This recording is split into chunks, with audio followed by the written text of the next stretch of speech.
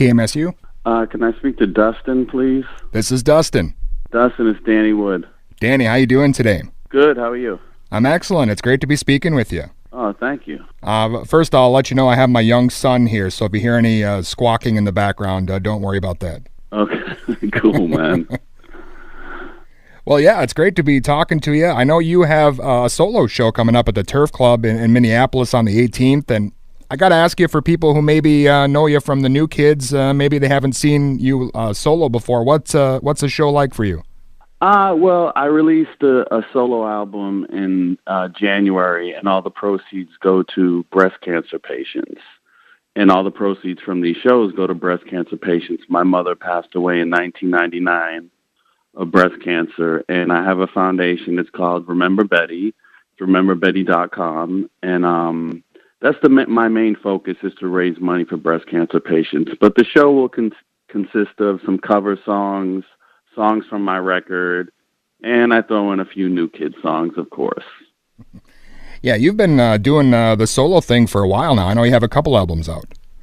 Yeah, I've done it. I mean, this is I never have really toured supporting the records. I just kind of released them, and this one I just, we took a little time off. The New Kids, we took a little time off this year, and I wanted to, do something and raise some money, and we've done it. Yeah, that's awesome. Let's talk a bit about the album you got out. You mentioned it came out in January, Look at Me. If the listeners haven't picked it up yet, what can they expect? It's more of a singer-songwriter type album, so it's not anything really close to the New Kids sound, and I'm not one of the lead singers of the New Kids, so I like to do my singing with my own songs, and the tradition of the New Kids is you got Donnie, Jordan, and Joe are kind of the lead singers, and I'm completely cool with that always. I like doing my solo stuff when I have the opportunity to. So my album, you can get it on iTunes. You can download it on iTunes, Amazon. It's in all outlets, and it's a singer-songwriter album. I wrote everything, I produced it, and that's the way I prefer to do it, especially if I'm making my own record.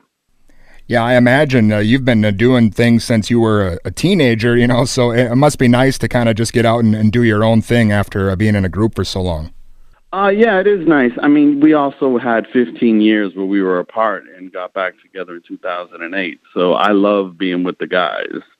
Don't get me wrong. We just came off of doing a couple shows. We also had a TV show called Rock This Boat, which is on Pop TV. Yeah. And that's based on our cruise that we do every year. We have another cruise coming up on October 20th. So I love being with the guys. I love both. So this year, just, I had the opportunity to do the solo thing and do it. Doing it for breast cancer patients, there's no failure in anything I do.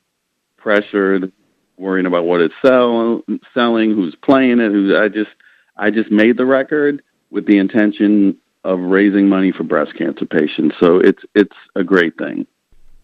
Yeah, I've seen the TV show with the cruise featured, and it's still the same as when you guys were first starting. People are still going crazy for you. I know the girl flashed you in the one episode, and are trying to crash into your rooms. I mean, it's still pandemonium. Yeah, I mean, I think the only thing that's changed is now a lot of these women are grown. They have their own money. They're professional, independent women, and it's how they like to spend their money. They make it a girls' trip or a girls' night out if we're on tour, and it's also given us the chance to get to know a lot of them and to be closer to them, because it is crazy, but it's not so crazy that we can't walk around the boat, or we do stuff in our shows where we go out in the crowd, and I usually end up by myself out in the crowd singing and running around, and everyone just wants a selfie, and we're very connected with the fan base. We don't even view them as fans. It's more like a family. Well, I know when you guys were first on the scene, I don't know that you could hang out in the crowd. You guys kind of reached I would say maybe Michael Jackson kind of levels. I mean, Can you explain that a little bit? What it's like to deal with that when you're such a young kid? Um, you're never prepared for it. I think us growing up in Boston in the inner city and going to public schools and being raised in all of us are from large families. You're tough. You gotta have tough skin, and I think that helped us. When all that happened, and I stayed living at home with my parents through all that, and I think that my parents would never let me get out of control or come home with some kind of ego. My mother Sure. definitely took care of me. You know what I mean? She would cook for me, and she wanted me to stay home, but they would have said something immediately if they saw my ego getting out of control. Well, obviously, child actors and young musicians have a lot of opportunities to get out of control. I imagine, all the girls and, maybe the girls' moms and, whatever else is going on backstage. So, Mm. I mean, I'm sure it's tough to stay grounded for sure. Yeah, I mean, but you have to separate. There's real life, and then there's being in the new kids, and it's that way for me. And some of it kind of crosses over because on the second season of Rock This Boat, like my kids are in it, and they've been on most of the cruises anyway. My dad's been on every cruise. He'll be at the show that I'm doing there with me. He travels everywhere with me, so it kind of crosses over a little bit into my real life. But you have to know that, when you're touring, you're doing 50 dates in arenas, you're blessed to be able to do that again and for a second time for us. And we're all very grateful. And I feel lucky to be able to do that and also do these solo shows. Yeah, definitely. It's awesome that everything is still going strong. And you mentioned your own kids. I know you got four of them, and it seems like every generation has their own kind of new kids. You guys obviously were the front runners, but what do your kids think of those days? And I guess do they think it's just kind of dad being weird, or do they kind of understand how it worked? Um, they never really knew much about the group until we got back together. I mean, they were younger, and I think my son's now 23. He he knew I was in a group that was famous or whatever. But when we got back together, uh, my four kids went to. We were doing two sold out shows at the Boston Garden, and I flew them up, and they couldn't believe it. They were like, "This is what you guys are and were," and they couldn't believe it. So, but now they're kind of like they love rolling with it. I don't. It's not like me saying, "Hey, do you want to come to see this or see that?" They want to come with me, so I'm very lucky. They love being out on the road with me. We just shot an episode of Fuller House. Both my daughters went with me. They asked to go. So and they're 17 and 18, and they still love to be around dad. Yeah, and I'm sure that the cast of Fuller House and people that are kind of that age range, even if they're big celebrities now, I'm sure when they're in the room with the new kids, it's probably back to being a teenager again. Well, the three main actresses on that show, they all are fans of the group and have been to stuff way before this, to shows. Andrea has been on the cruise with us a few times. They're awesome, and I was so happy to see them come back. And it was the number one show on Netflix. They're into the second season.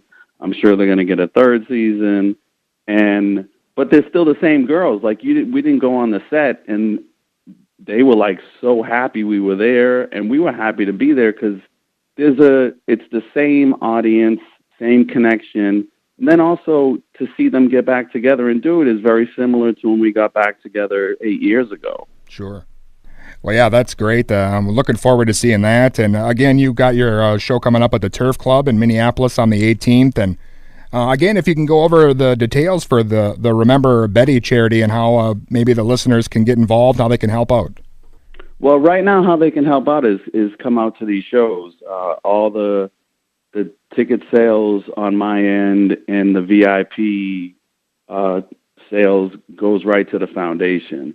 So you can go to rememberbetty.com/solowood and buy tickets there, buy the VIP packages. I think some of the shows are sold out because we have to kind of cap it at like 150 people.